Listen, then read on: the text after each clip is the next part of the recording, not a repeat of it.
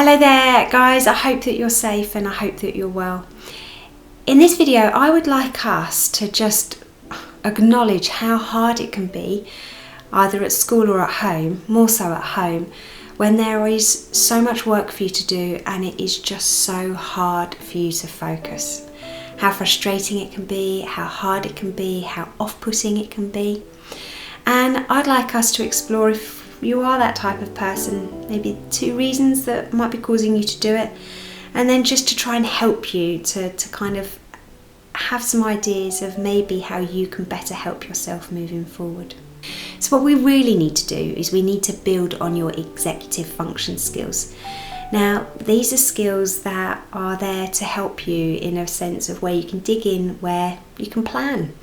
You can think about your time freely. You can think about how to be organised.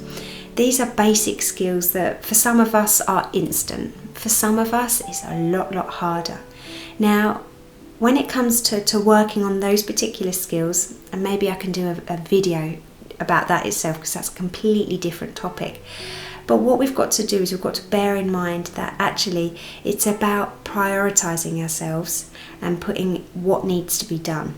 Now, there's 2 reasons that might be stopping you from being able to focus.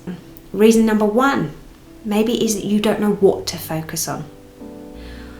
Or 2, you can't focus long enough to actually get the right thing done. So now let's build on that self-awareness. Let's start and let's just figure out that if you are that person with the first one, that you don't know what to focus on. Are you somebody that is waiting for the right time to come for you to start? Are you somebody that gets anxious at the thought of having to sit down to do the work? Are you a perfectionist? Are you somebody that procrastinates? Are you somebody that blames yourself for not having the right materials or not enough of the right resources? Or if you are that person that can't focus long enough to get the right thing done, so you lack that endurance to get going with that task. Are you somebody that starts off really well, you get going, but then 10 minutes later you're off, you can't focus? Are you somebody that again feels as if they need to walk up and walk around? Are you somebody that gets easily distracted? Are you somebody that finds something else to do to kind of help avoid the situation? So yeah, which one are you? Is it that first one where you just literally don't know what to focus on? Or is it that second one where you almost lack that endurance for your focus, where you just haven't got enough focus to get going and get that job done? So maybe you might be able to recognise if you fall into one of those categories. But now let's look at kind of pushing forward, building that self-awareness. Sometimes it's when we have the opportunity to kind of think, actually Jo, I can kind of see myself in that one, that you're able to identify that and then we can move forward with it. Now, the biggest thing is it's about kind of strengthening that endurance when it comes to that focus. And here are some kind of tips to help you. So, if you are that person that doesn't know what to focus on, here's some do's for you. What I'd like you to do is to break your tasks down into chunks, ideally chunks of 4. Just breaking down what feels like a massive challenge, massive piece of homework, a massive project where you don't know where to start, where you don't know where to focus. Just breaking it down into manageable chunks will help. It's also about the importance of allowing yourself time to actually plan what you're going to do. So it's actually about realising the piece of work that needs to be done, but almost putting an action plan of how you're going to do it. So it's that beginning, middle and end. I'd also like you to consider about prioritising. When you're somebody that struggles with that focus, it's possibly that you might have just way too much to do. So what I need you to do is I need you to make a list of everything that needs to be done. And then depending on the urgency, the deadline, just be able to prioritise what needs to be done first. This one's hard, but sometimes it is about the importance of asking for help or Google. It's about actually doing your bit to help yourself where you are going to need to learn. But it's realising that actually it's about putting yourself out there and sometimes just asking for help as well. And another one is just making sure that you start. Just get going.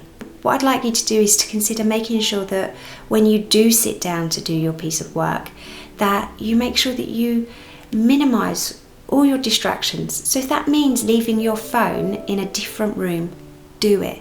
If that means making sure that you've got nothing to fidget with or to distract you with whilst you're in your room, at your desk, at your place, then it's making sure that you do that. It's about you taking the sense of responsibility to help eliminate any distractions. If you know that you can only stay focused for 10 minutes, then set your alarm. Set an alarm so then you know that you are going to have to work solid for 10 minutes. Because then what we can do is we can increase that. You can add a minute or two and build that up over time. It's about letting other people know that you're unavailable, that you are doing your homework or doing project, that actually I can't speak right now. So it is letting other people know. It's maybe having your door pulled on rather than letting people think that they can just wander in if they're in the same house as you. It's making sure that other people know that you're unavailable, that you're trying to get on, to get that work done and to stay focused. And one of my favourite ones is if you're somebody that is giving a certain period of your time to revise or to get that homework done or start that project, just have a post-it note that you can see and you can have visual, because sometimes it's so important to write down your intention. So just write down on that post-it note, what is it that you're looking to achieve? Because I swear that like those visual reminders are so important. So make sure that you make a post-it note that you can see that this is your goal, this is your intention, and just have that as a little visual check to look at.